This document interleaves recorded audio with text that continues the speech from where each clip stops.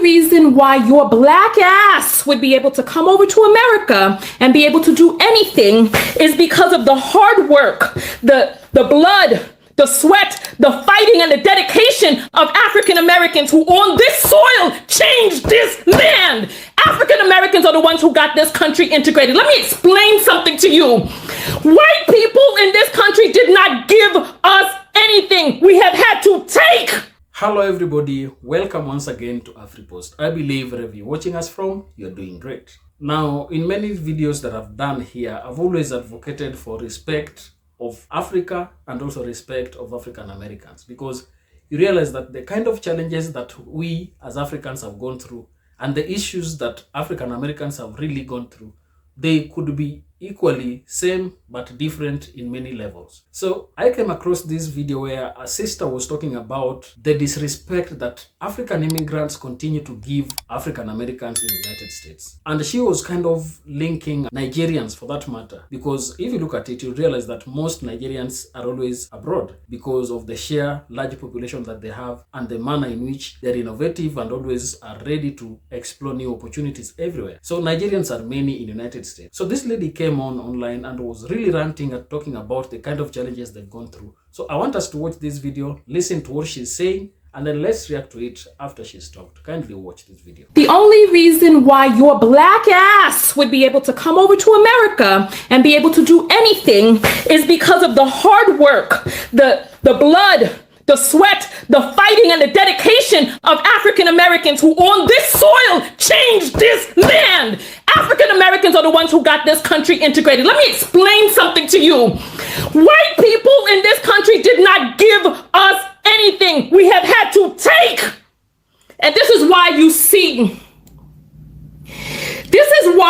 see what is going on in the news and the media right now. We took in the 1960s what it is that we had. We took their lynchings, their terrorizing, their burning down of our neighborhoods, and we continue to rebuild and revisit and retwist and re-rise up what it is that we have done in this country. And the only reason why anybody can bring their black ass over here from another mother effing country is because what black Americans have done on this land. And I'm saying this as a person who is bicultural, whose father is not American, doggone it. My father is an immigrant, and he was able to come over to this country and do something in this country because of the black people who fought, who died, who bled, who were lynched on this land. So don't sit your black ass over there in some other goddamn country talking about what you would do in America. The only reason why your black ass could even get the F over here is because of what we have done. Doggone it. Listen to what it is that I'm saying. The reason why people are able to get onto the radios in America is because what black Americans have done, the culture that we have created with nothing. Nothing. We have been given nothing. Everything that we have in this country, we have because we have taken. Listen to what it is that I'm saying. So don't sit your black ass over there in your country where you're not doing what you need to do with your government. If anything, you should feel inspired by African Americans, inspired to pick up your picket sign and take your ass off your seat and go out there in the streets and protest in your damn land.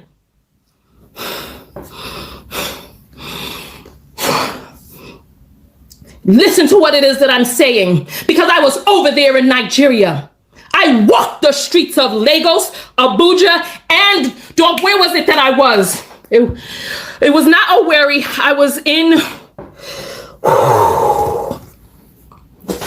I'll just say Igbo land. I walked the streets and I saw what it was and I saw what it was like. And I talked to Nigerians, and part of the issue is that there is a docility that exists inside of the average Nigerian that I spoke to. Had a complacency and a docility that exists in there when it comes to their government. And then, right? The nerve of anyone to suggest that because of the type of trauma that you experience your country, the type of brainwashing that you exist in your country is different than the type of trauma and brainwashing that we have existed in this country, that somehow that makes you better? No.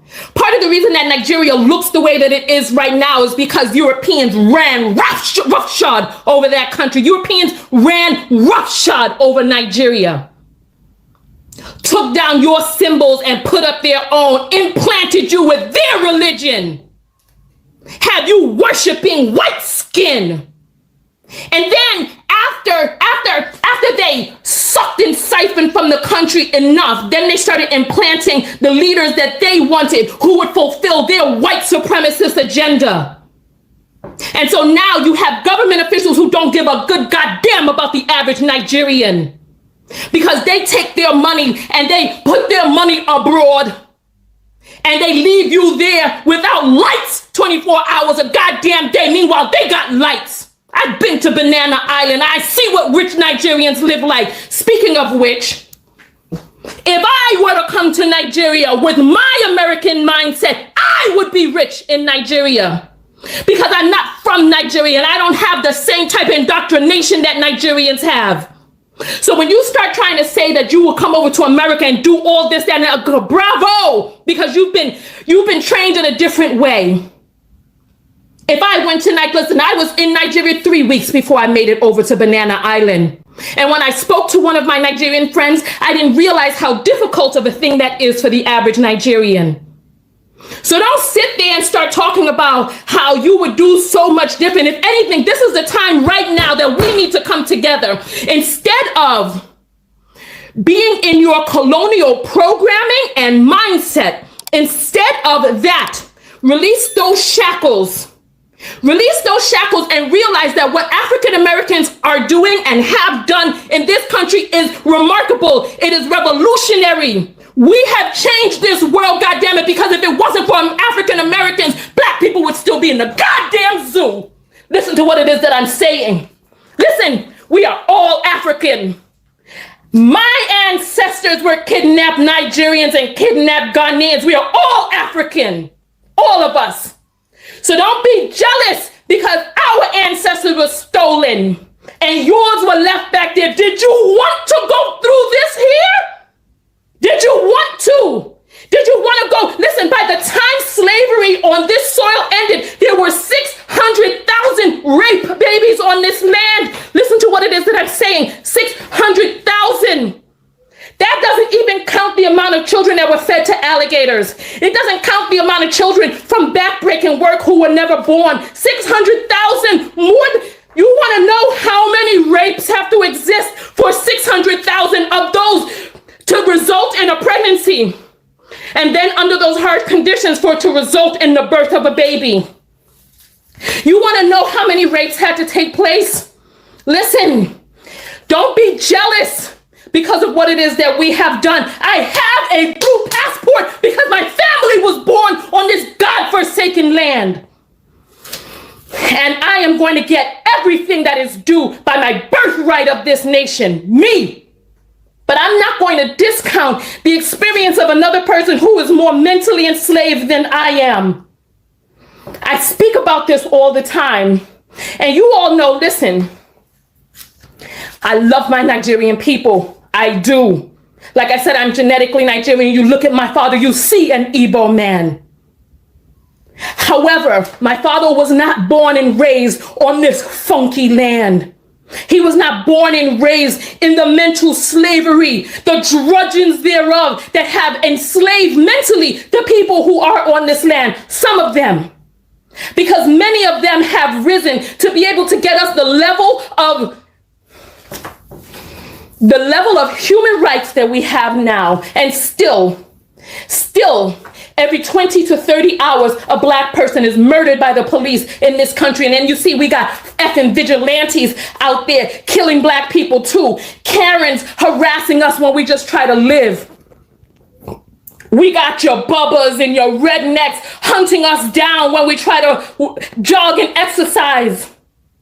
We got hooded men who came by, poured gasoline on the things that we have built and burnt them to the ground. And we got more hooded men who put on badges every day, gavels in their hand, scalpels in their fingers, and steering wheels in their palms. We have policymakers in this country whose forefathers wore hoods and them who still have the hooded heart. And when I say hooded, I'm talking about the Klan, baby. Listen to what it is that I'm saying. So no, don't sit over there in some foreign land talking about what it is that you would do in America, because if you were born on this land entrenched in the funk and the foulness that exists on this land, you would be just as mentally enslaved, just as mentally entrained as the people who are here. So don't think that because your trauma is different than ours, that there's something better about your trauma. Because if anything, just the mere fact that you even dream, that you salivate of going to another land, shows and tells that there's something going on yours that needs to be fixed. So rather than going off and talking about all of the things that you would do in America, please do them in Nigeria. Fix your government, rise up, do whatever it is that you need to do on your land. It's time that we came together, and it's like there's so many people out there who are puppets and arbiters for white supremacy, puppeting racist ideals and racist ideas that they've been taught by the supremacist regime. And part of the issue is, and I'm going to say this and then I'm going to get out. I'm going to say this and then I'm going to jump off the video.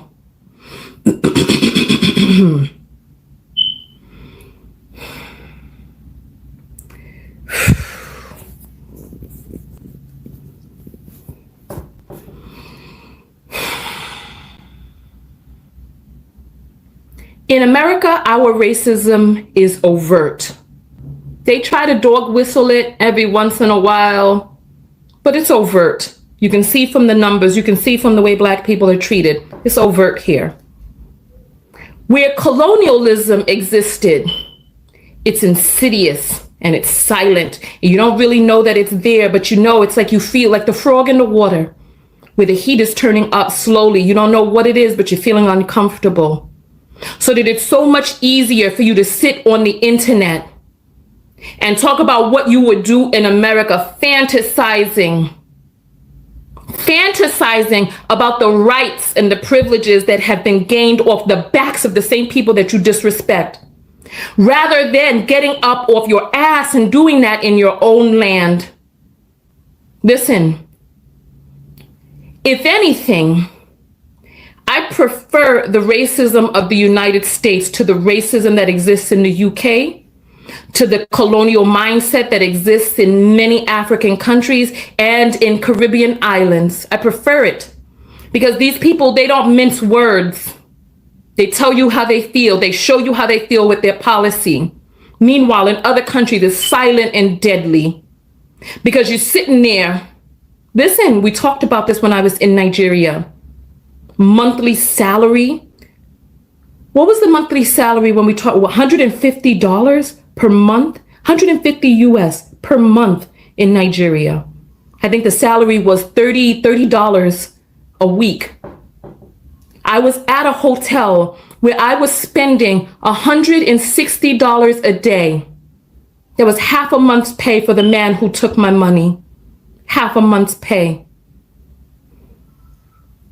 This is not stuff that I am theorizing about. This is stuff that I have seen.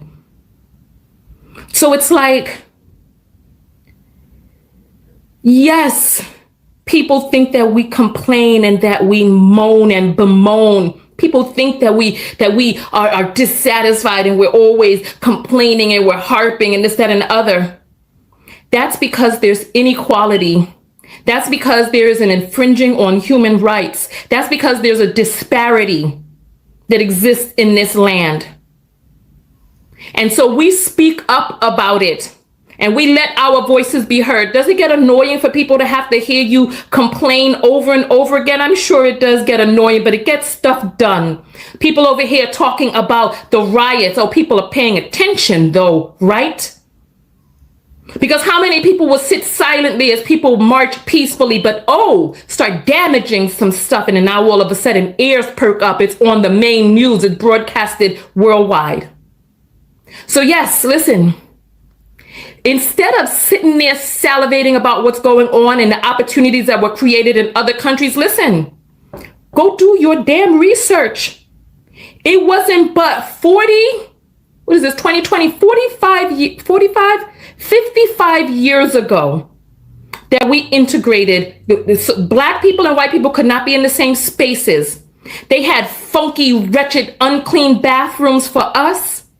Hot ass, dirty ass, lead-filled water for us. Meanwhile, refrigerated water for the white people. Clean bathrooms for the white people. Police to serve the white people. I mean, you still see how they're calling the police on us because they know, oh yeah, if I call the police on your black ass, they're going to believe me and not you.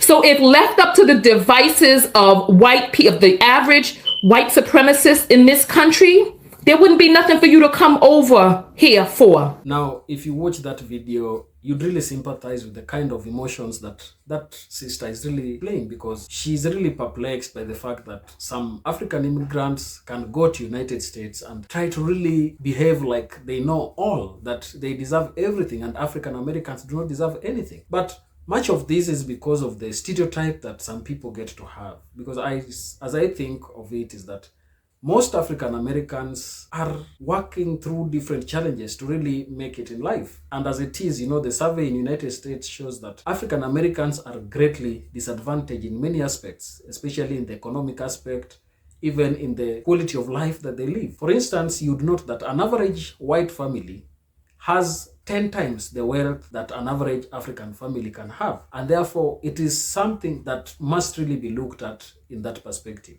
And that is why, if African Americans are there, and then we have African immigrants coming from Africa and going to the United States, as a people, I think we should be just united by the sheer fact that our skin color is the same, that we are people of the same color, we are people of same ancestry, regardless of where you come from.